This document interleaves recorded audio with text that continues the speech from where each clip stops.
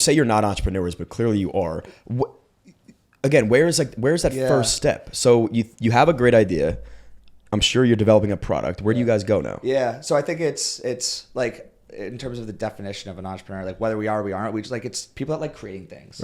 Right. It's not like I want to be a founder of my own company when I'm like 19 years old. That wasn't like our mindset. It was like Josh was on the golf course. I was VP of my frat at college and my community service organization. I was VP of recruitment. And it was just like building those organizations, like those teams. That was fun. Like I like doing more of that than anything else in the classroom. Like it was just like, it was a good time. And like just surrounding yourself with people that are like-minded, that all collectively, if we all worked hard, we could make whatever we had bigger and better. That's what always drove me. And that's why, like, growing up, like we talked about sports, like I love playing sports. And so I think that kind of translated. And I think that we do see a lot of like founders, co-founders that come from athletics. Some don't, which that's just, again, that mentality comes from somewhere else. But it was just like, man, if we can do this better, if we can make a healthy chocolate milk, we want it. So other people probably do as well. Right. Excellent. So how long, how many years has this been in the making? So let's again quantify this. Not when it went into the can, into the first distribution, but rewind for those who are listening who say they want to be an entrepreneur, they want to have this conversation at some point. You had shared the story of the concept, the idea, and the impetus behind why you created it.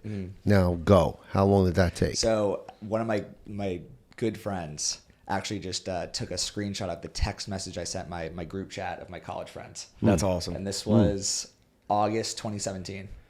It was basically, and he framed it for me. It was just a out of the blue gift from one of your good friends. Just, it was awesome. But it was basically saying that if there was a healthy chocolate milk, I'd be drinking it right now, because you got your sugar, your kids' sugar ones, you got your bodybuilder artificial ones, and like I didn't just work out and I don't need 40 grams of protein. I wish there was something in the middle. And that was August 2017. October 5, 2017 is when I actually had a meeting with an investor in Boston that I met through the tech space, and just he was telling me, because I was in the tech space before, just like networking, just was able to meet a bunch of folks. And he said he just made a beverage investment. And literally right there, I like clapped my hands. I was like, I've always had this idea for adult healthy chocolate milk. And just kind of gave him the pitch. And he was like, take a look at it. And then literally that night, I went home, made a deck, and sent it to Josh. Because like I knew Josh was my guy. Wait a second. So the investor told you about an investment he made? So he was investing in the startup tech space. And like that's how I met him, was just through the startup tech space. And he was just, I said, what else are you investing in these days? Like just picking his brain. He, at the time, had just made a beverage investment. Not in Slate, something completely different. And it just like, I just right there was just like, I had this idea, and I just like started pitching this idea out of the blue. Like had not prepared it at all. Just like an idea that had been brewing honestly for years. But in the last couple of months, I'd really started thinking about it. And then that night I made a deck. It was terrible. The investor deck I made was terrible. Do we have it? Do we have it still? Oh yeah, I have it. Hell yeah. It was called Sweet Victory Drinks. Oh my God. Yeah.